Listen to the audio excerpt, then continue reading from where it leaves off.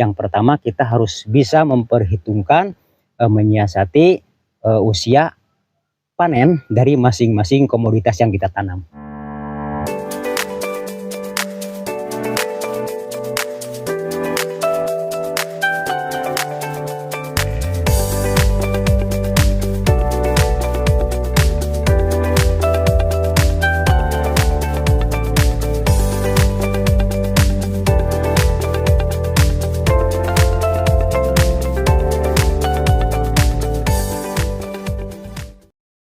Halo, assalamualaikum warahmatullahi wabarakatuh. Selamat berjumpa kembali dengan saya di Mang Oman YouTube channel.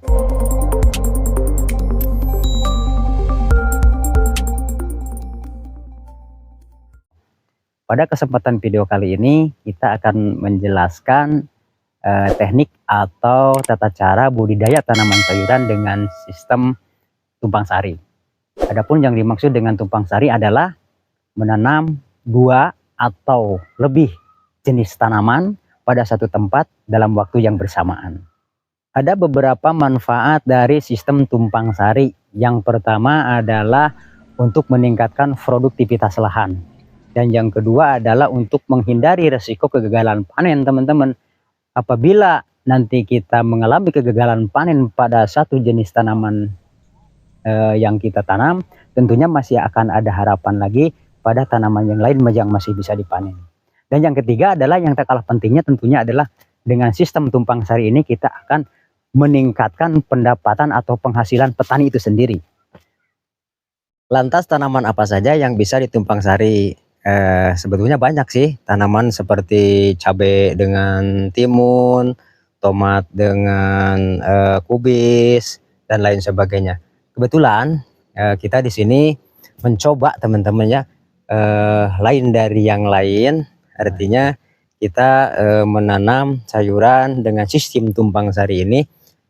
Yang pertama kita menanam cabai rawit teman-teman, lalu yang kedua adalah kacang buncis, nah ini, dan yang ketiga adalah bawang daun teman-teman. Jadi ketiga komoditas ini saya mencoba untuk melakukan tanaman sistem tumpang sari dan ingin mengetahui bagaimana hasilnya teman-teman. Ternyata ketika kita coba hasilnya seperti ini, sebagaimana teman-teman lihat. Lalu hal apa saja yang perlu diperhatikan dalam kita melakukan tanaman tumpang sari teman-teman? Yang pertama adalah kita harus bisa memperhitungkan usia panen dari masing-masing tanaman yang kita tanam. Contohnya seperti ini teman-teman, tanaman cabai rawit ini tentunya usia panennya akan lebih lama dibanding dengan kacang buncis ini. Nah, untuk itu kita tanam terlebih dahulu tanaman yang usia panennya lebih lama. Setelah kira-kira tanaman cabai rawit ini berusia 30 hari, maka untuk yang kedua kita lakukan penanaman kacang buncis. Nah, seperti ini.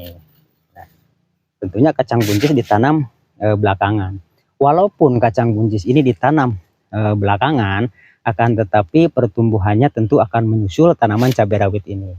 Maka kalau kita tanam di waktu yang bersamaan, tentunya antara tanaman yang satu dengan tanaman yang lainnya akan saling mempengaruhi teman-teman. Jadi hasil produksinya pun tidak akan maksimal teman-teman. Itu sebagaimana saya utarakan tadi, yang pertama kita harus bisa memperhitungkan menyiasati usia panen dari masing-masing komoditas yang kita tanam. Dan yang ketiga teman-teman, hal yang perlu diperhatikan adalah kita harus melakukan monitoring secara kontinu terhadap tanaman-tanaman ini, lebih-lebih untuk tanaman kacang buncis ini. Kenapa tanaman kacang buncis ini lebih diprioritaskan dalam hal mengontrol? Tentunya sebagaimana kita tahu bahwa kacang buncis ini mempunyai banyak sulur teman-teman yang bisa merambat ke segala arah. Apabila kita tidak melakukan kontrol, monitoring, pengecekan setiap harinya, tentunya sulur tersebut akan merambat ke tanaman cabai rawit ini. Nah, seandainya tanaman kacang buncis ini sulurnya merambat ke tanaman cabai rawit, akan mengakibatkan pertumbuhan tanaman cabai rawit ini kurang maksimal teman-teman, karena terganggu oleh sulur kacang buncis tadi. Untuk itu yang perlu diperhatikan yang ketiga tadi itu yaitu kita harus mengontrol ya setiap hari pertumbuhan tanaman kacang buncis ini, jangan sampai mengganggu ke tanaman cabai rawit. Untuk selanjutnya teman-teman, kita harus bisa memperhatikan pertumbuhan setiap tanaman yang ada, baik dari segi pemupukan maupun dari segi pengendalian hama dan penyakit tanaman tersebut.